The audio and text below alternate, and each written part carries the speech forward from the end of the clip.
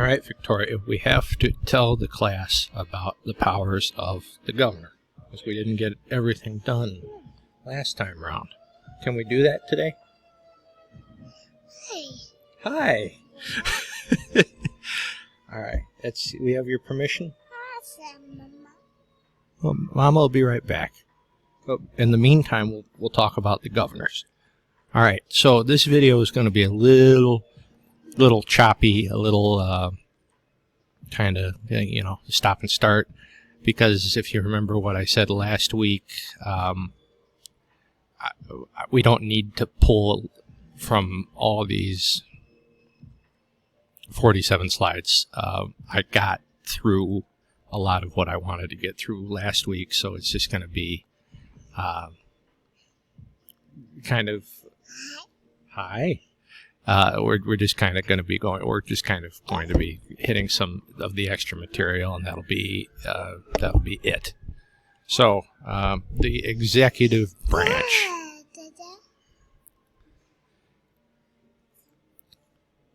So we know that citizens were really concerned at the founding of our country with this idea of a strong central government. And who could really blame them? We had just fought to overthrow one of the strongest, most central governments in the world, Britain under King George III. We were very fearful, our forebears at least, of governors having way too much power. So when states ended up drafting their constitutions, they made the executive branch really the weakest in the various states. All right, and here is Mama, so we'll be back in a second. All right, Mama arrived and saved the day. So the constitutions, the state constitutions, drafted them really so the governor was kind of the weakest link. That isn't necessarily the case today, but that was how it was at the beginning. So there are 50 states. I hope that isn't a shock to any of you, that there are 50 states, 2 commonwealths, and 3 territories. And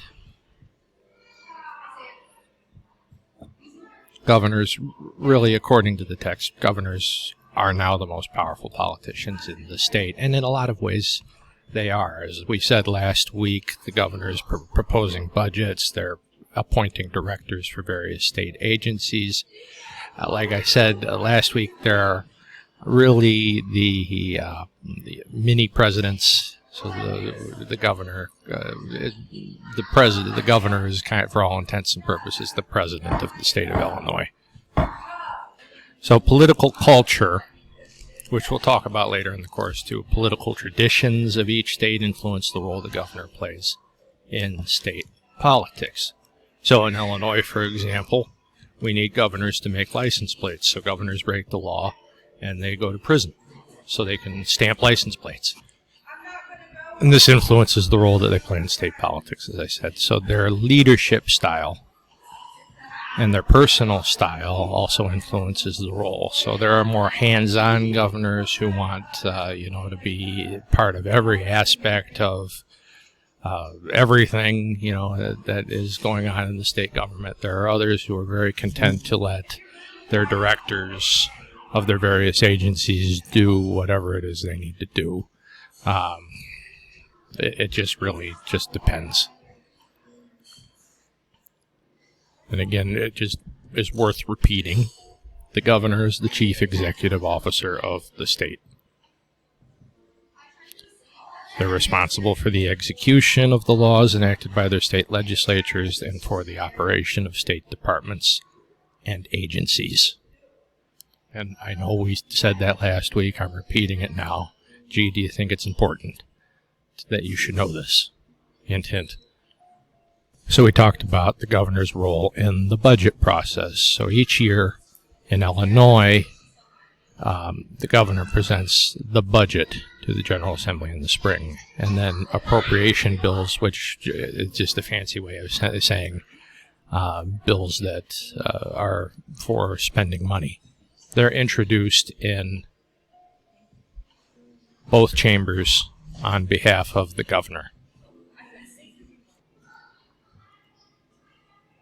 So each chamber holds hearings to review the budget requests for each agency. They vote on each measure. They include amendments made to the budget during the legislative session. So the governor proposes the budget. The legislature tinkers around with it. Then the legislature adopts a final budget and a series of appropriation bills. And again, it's just a fancy way of saying money spending bills, and sends those to the governor.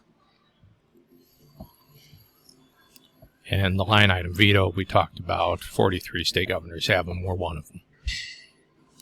The governor can, in Illinois, sign the bill into law, whatever bill, appropriation or otherwise. After 60 days, if the governor has not acted, the bill automatically becomes law, as if he had signed it. The governor can return the bill unsigned, veto, with his or her reasons given. So if 15 days after that, a House can override the veto, whether that is the House of Representatives or the Senate, by a 3/5 vote, a supermajority of the members elected. So then within 71, I'm looking down a little bit, when within 15 days the process is repeated in the other House. So you need 71 members of the House of Representatives, 35 members of the Senate. Then if both houses override the veto, and this happens a lot when there's a Republican governor and a Democratic legislature, like there sometimes is in Illinois. Like a lot of Rauner stuff was overridden that he vetoed. So the bill becomes law if the veto is overridden in spite of the governor's veto. So if the legislature is controlled by the opposite party than the governorship, so like Rauner, which was J.B. Pritzker's predecessor, it's controlled by the opposite party. It's called divided government. It may influence how effective the governor is in getting their budget priorities passed. So according to the text, conflict is more likely if the party in opposition to the governor holds both legislative chambers, as has usually been the case in Illinois. Sometimes we get Republican governors elected, but the legislature, I think before I was born even, the Republicans had it for 2 years, I think sometime in the 90s, and that has been it in the recent past. So, yeah, we've hit that. Hold on. So a governor has emergency powers, as we found out during the recent pandemic. He can mobilize the National Guard in response to whatever it is, a tornado, a flood, a pandemic, whatever it is. I believe recently the governor of either Florida or Texas bust a load of illegal immigrants up to Chicago, I think it was. I didn't follow that story too closely. But he sent National Guard units up to Chicago to tend to them, to see if medical needs and if any of them needed nourishment or things like that. So mobilize the National Guard and direct state agency personnel for emergency management purposes. He can require and direct the evacuation of all or part of the population within a disaster area. So say the Mississippi River was going to flood. He could say, I'm mobilizing the National Guard and directing that everybody in town X evacuate now. Prescribe routes, transportation modes, destinations in connection with an evacuation, and prohibit certain activities in the disaster area. You can certainly do that. Commandeer the use of private property, suspend state statutes as necessary, authorize emergency funds, and enter into mutual aid arrangements with other states, all of which governors have done countrywide. Now, is this a good or a bad thing? I don't know. It's certainly nice, I think, in a disaster, when a disaster strikes, to have somebody who can act decisively and without fear of being challenged. But the thing is, what if the governor does not give that power back? Because power, folks, remember, is an aphrodisiac. And people who have it, and once they have it, don't really want to give it up. And if you didn't know that, I hope you remember it. And if that's the only thing you take away from my class, I'll be happy with that. So in Illinois, the governor, the lieutenant governor run together. We also elect the attorney general, comptroller, treasurer, and secretary of state. This isn't the way, though, in every state. In 24 of them, the governor and the lieutenant governor run on a single slate. In 18, they run separately. In 8, there is no lieutenant governor.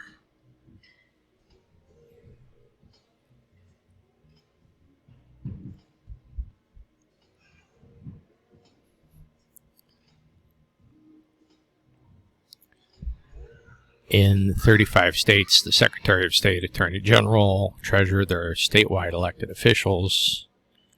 The governor's appointment power, so his power to appoint people to run state agencies, is most limited in the areas of education and higher education agencies.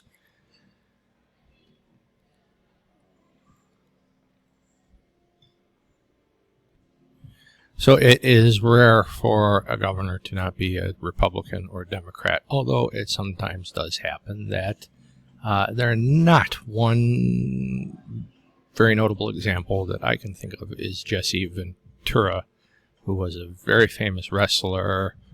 He did a conspiracy theory show for some channel for a while. I watched an episode or two of it. It was certainly interesting.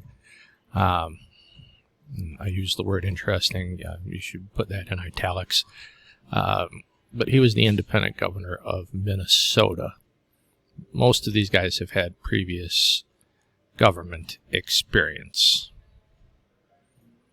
who serve as governor.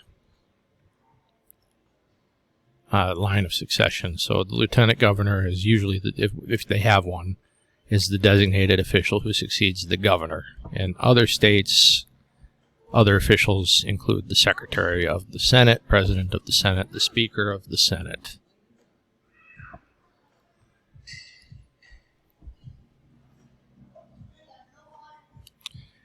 And all states, commonwealths, territories, except for New Hampshire and Vermont, they have 4-year terms for the governors. And New Hampshire and Vermont are 2-year terms.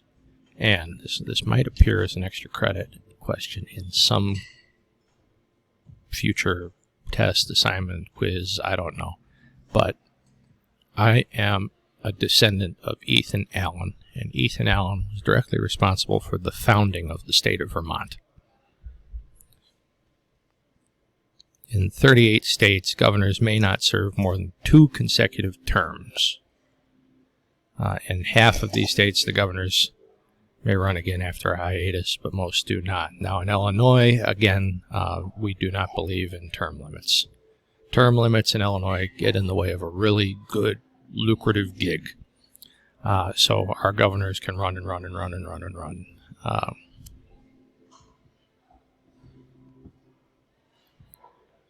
We talked about recall last week.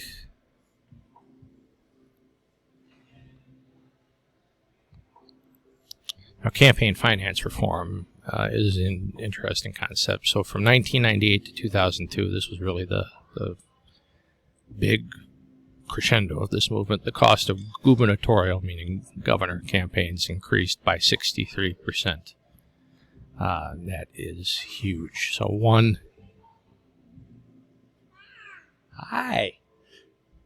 recent reform to address this concern has been the introduction of public financing for elective office. So as states have adopted and implemented a variety of campaign finance reform measures.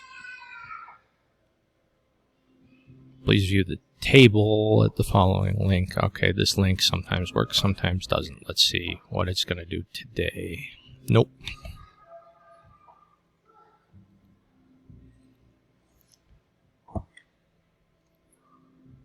So an overview of gubernatorial powers, particularly in terms of limiting the governor's legislative powers, can be viewed at the following link. Again, let's see if the link works today. Nope.